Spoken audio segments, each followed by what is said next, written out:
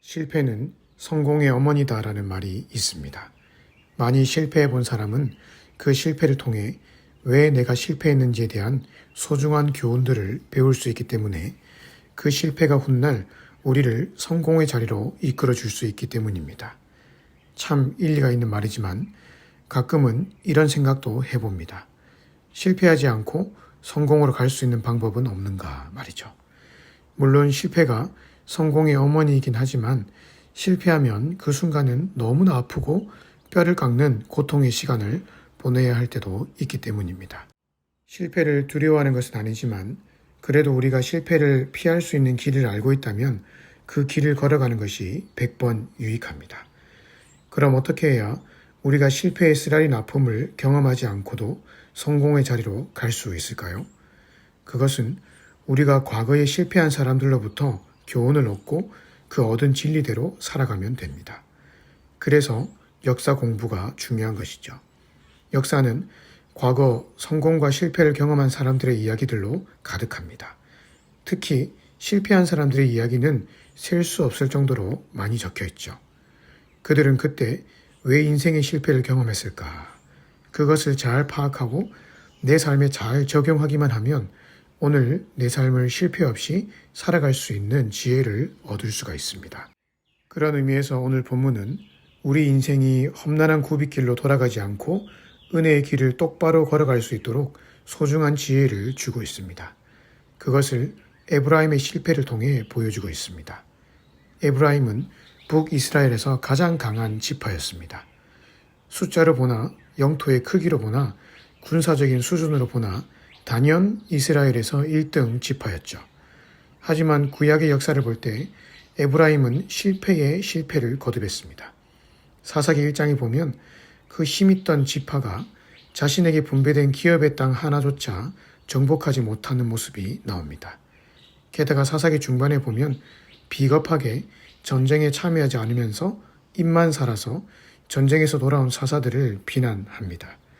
그러한 행동이 사사 입다 때까지 이어졌다가 그 시절에 에브라임 사람 42,000명이 죽임을 당했습니다. 그러다가 훗날 아수르가 북이스라엘을 침공했을 때 그 강함과 용맹을 자랑하던 에브라임 지파는 역사 속으로 사라져 버렸습니다. 겉으로는 강해 보였지만 철저히 실패한 지파로 기억되는 것이 바로 에브라임 지파였죠. 그렇다면 중요한 것이 그들이 왜 이렇게 실패하게 되었나입니다. 그것을 시인이 10절과 11절에 다음과 같이 기록하고 있습니다. 그들이 하나님의 언약을 지키지 아니하고 그의 율법 준행을 거절하며 여호와께서 행하신 것과 그들에게 보이신 그의 기이한 일을 잊었도다. 실패의 원인은 딱 한 가지였습니다. 그것은 바로 하나님을 망각하고 잊어버린 것입니다. 그들이 아마 처음부터 하나님을 잊어버린 것은 아니었을 것입니다. 처음에는 하나님을 기억하고 계속해서 그분의 말씀대로 살려고 노력했을 것입니다. 하지만 가나안에 정착한 이후 비옥한 땅에 살면서 안락하고 편안한 삶이 지속되다 보니 점점 하나님을 찾지 않았던 것 같습니다. 말씀 보는 시간도 사라졌고 뜨겁게 찬양하던 열정도 식어졌고 그저 주어진 풍요의 환경 속에서 자기 배나 두드리며 돈이나 세며 살았던 것 같습니다. 하지만 하나님에 대한 망각은 곧 그들의 삶을 황폐하게 만들었습니다. 그들이 하나님을 서서히 망각하다 보니 8절에 그들의 마음은 점점 완고하고 패역하며 정직하지 못하고 하나님께 충실하지 않은 상태로 치달았습니다. 크고 비옥한 군사력 덕분에 육신은 안락하고 평안했는지 모르겠지만 그의 영혼은 거의 죽음 상태로 가게 된 것입니다. 결국 그의 영혼의 죽음은 그가 현재 누리고 있던 모든 육신의 안락함마저 빼앗아갔고 결국 아수르에 의해 두 눈이 뽑히고 오른쪽 엄지발가락이 도끼에 찍힌 채로 비참하게 끌려가는 신세가 되고 말았습니다. 시인이 오늘 본문에서 여호와의 율법, 하나님의 말씀을 그토록 강조하고 있는 이유가 바로 에브라임이 겪었던 그 실패의 역사를 정확히 알고 있었기 때문입니다. 그들은 하나님의 말씀을 소홀히 여김으로 하나님에 대한 기억이 서서히 사라져갔고 그 결과 비참한 실패를 경험했던 것이죠. 그래서 시인이 나와 내 후손만큼은 이런 실패를 겪지 않게 하기 위해서 내 백성이여 내 율법을 들으며 내 입의 말에 귀를 기울이라 라고 간곡히 당부하고 있는 것입니다. 오늘 우리도 이 역사를 통해 소중한 교훈을 발견할 수 있어야 합니다. 그것은 하나님에 대한 기억이 점점 사라지면 사라질수록 우리의 행복도 점점 사라진다는 것입니다. 우리가 아무리 에브라임처럼 많은 재산과 큰 땅을 가지고 있다 할지라도 그곳에 하나님의 임재가 없고 하나님과의 관계가 사라진 곳이라면 결국 그것은 허무하게 무너질 그림자에 불과한 것입니다. 오늘 우리가 소중하게 붙들어야 될 것은 그런 썩어 없어질 이 땅의 것이 아니라 바로 하나님에 대한 기억입니다. 하나님은 어떤 분이신지, 그분이 나에게 행하신 일이 무엇인지, 그분의 성품이 무엇인지를 끊임없이 기억하고 되새기는 것입니다. 그렇게 하나님을 기억하고 되새기면 내 마음에 하나님을 향한 신뢰와 믿음이 생기게 되고 그 믿음을 붙잡고 나아갈 때 우리의 삶에 실제적으로 역사하시는 하나님의 손길을 경험하며 살 수가 있는 것입니다. 그래서 우리가 다시 말씀 앞으로 돌아가야 합니다. 우리는 조금만 시간이 지나도 쉽게 망각하는 존재이기 때문에 끊임없이 하나님이 어떤 분이신지를 말씀을 통해 되새겨야 합니다. 그리고 찬양을 통해서 하나님의 성품을 고백하고 기억해야 하는 것이죠. 우리가 사람을 만나는 것도 바로 이런 목적에서 만나야 합니다. 사람들과 교제할 때 이 땅에 돌아가는 어떤 시실콜콜한 그런 이야기만 할 것이 아니라 내가 만난 하나님, 내 삶 속에서 역사하신 하나님을 서로 나누며 함께 하나님을 향한 기억을 되새겨야 하는 것입니다. 그렇게 우리가 하나님을 잊지 않으려고 노력할 때 7절의 말씀처럼 우리의 소망을 하나님께 두게 되며 하나님께서 행하신 일을 잊지 않게 되고 오직 그의 계명을 지켜 사는 아름다운 삶이 되는 것입니다. 따라서 우리의 삶에서 하나님을 잊어버리지 않도록 그분이 행하신 일과 그분의 성품을 계속 기억할 수 있도록 몸부림을 치며 살아가십시다. 그런 몸부림이 많이 일어나면 일어날수록 우리의 삶의 행복은 점점 더 커져 갈 것입니다.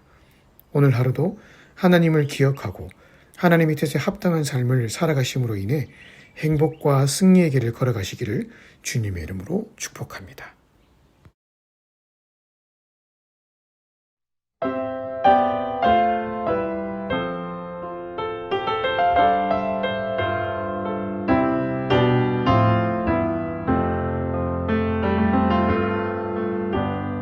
내 평생 사는 동안 주 찬양하리.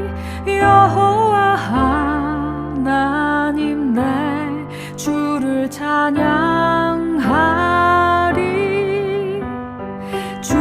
주님을 묵상함이 즐겁도다. 내 영혼 주 안에서 참 기쁘리.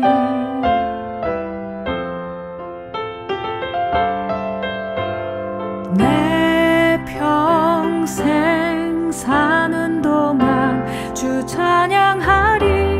여호와 하나님 내 주를 찬양하리. 주님을 묵상함이 즐겁도다. 내 영혼 주 안에서 참 기쁘리. 내 영혼아 주님을 송축하라. 내 영혼아 주님을 찬양하라. 내 영혼아 주님을 송축하라. 내 영혼아 주님을 찬양하라.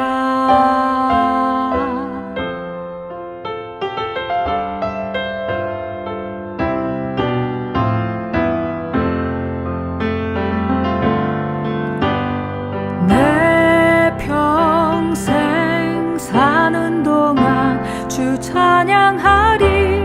여호와 하나님 내 주를 찬양하리.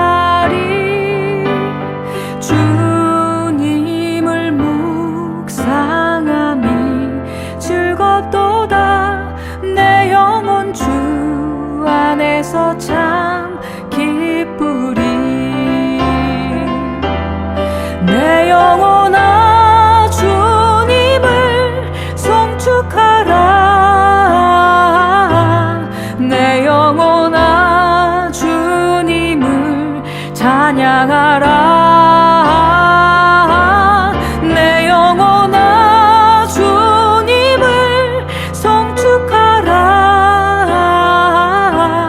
내 영혼아 주님을 찬양하라. 내 영혼아 주님을 송축하라. 내 영혼아 주님을 찬양하라. 내 영혼아 주님을 송축하라. 내 영혼아 주님을 찬양하라. 내 영혼아 주님을 찬양하라.